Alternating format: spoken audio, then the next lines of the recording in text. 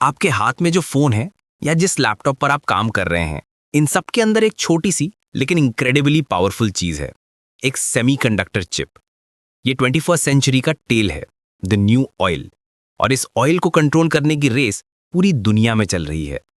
इसी रेस में इंडिया ने एक बहुत बड़ा, बहुत एम्बिशियस कदम उठाया है, एक 76,000 करोड़ रुपीस का मिशन। सवाल यह है कि क्या इंडिया इस रेस में जीत सकता है? पहले समझते हैं कि ये चिप्स इतनी जरूरी क्यों है। सिंपल भाषा में, ये हर इलेक्ट्रॉनिक डिवाइस का दिमाग है। कार से लेकर फाइटर जेट्स तक, मेडिकल इक्विपमेंट से लेकर डेटा सेंटर्स तक, सब कुछ इन्हीं पर चलता है। अब तक इस मार्केट का सुपरस्टार रहा है ताइवान, एक छोटा सा आइलैंड जो दुनिया के सबसे एडवांस चिप्स का 90% से ज्यादा बनाता है। इस एक देश पर इतनी डिपेंडेंसी एक बहुत बड़ा रिस्क है। कोविड के टाइम पर जब सप्लाई चेन्स टूटी तो पूरी दुनिया में कारों से लेकर गेमिंग कंसोल्स तक की शॉर्टेज हो गई। और फिर चाइना ताइवान का जियोपॉलिटिकल टेंशन। अगर वहां कुछ गड़बड़ हुई तो अचानक से पूरी दुनिया की टेक्नोलॉजी इंडस्ट्री रुक सकती है। इसी ग्लोबल पैनिक के बीच हर बड़ा देश अपनी चिप मैन्युफैक्चरिंग कैपेसिटी बिल्ड कर रहा है। अमेरिका, यूरोप, जापान, सब। और इंडिया भी पीछे नहीं रहना चाहता।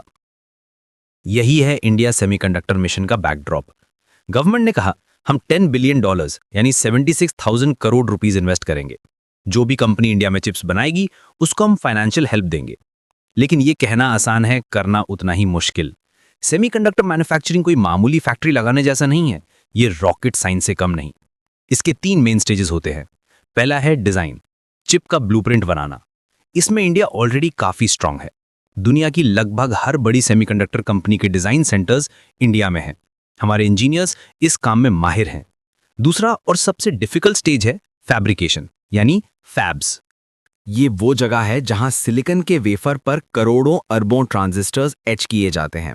एक फैब बनाने का खर्चा 15 से 20 बिलियन डॉलर्स तक जा सकता है।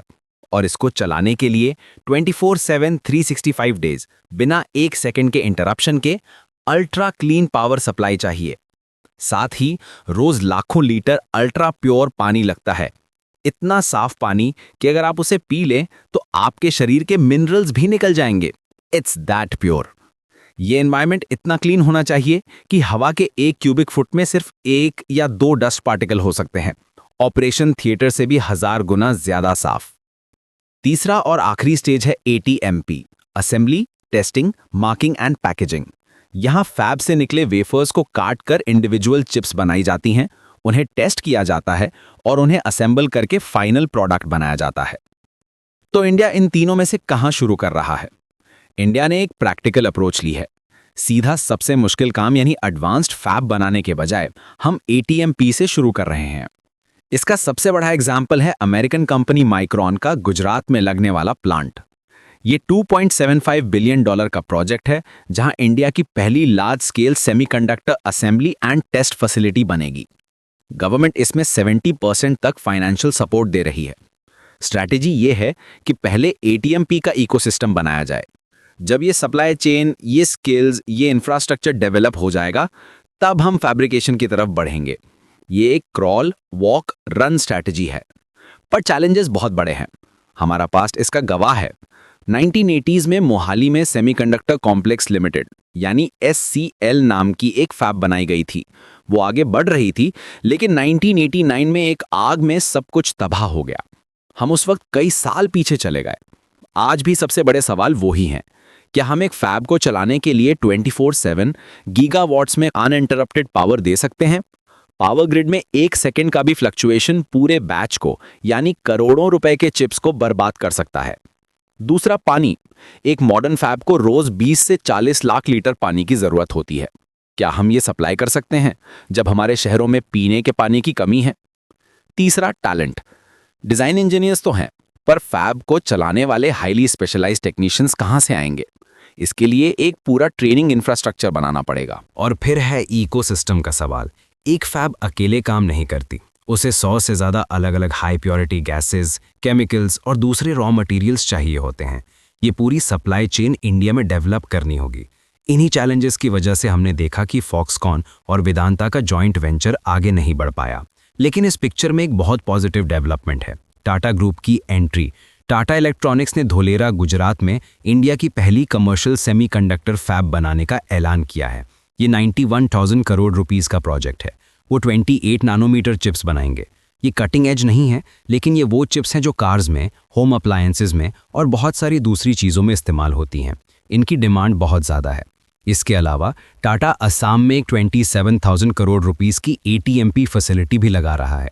टाटा का इस फील्ड में आना एक बहुत बड़ा कॉन्फिडेंस बूस्टर है। तो आगे का रास्ता क्या है? ये एक मैराथन है, स्प्रिंट नहीं। माइक्रॉन और टाटा के प्लांट्स जब ऑपरेशन शुरू करेंगे तब India officially global semiconductor map पर आ जाएगा। लेकिन ये सिर्फ शुरुआत होगी।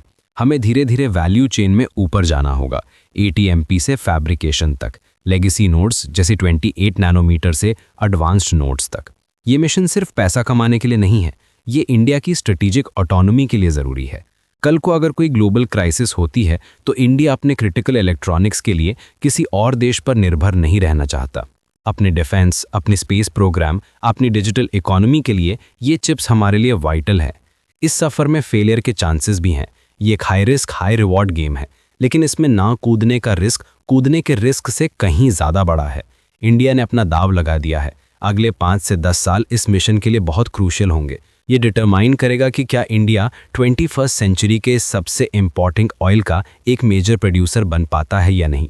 The chips are down and the game has just begin.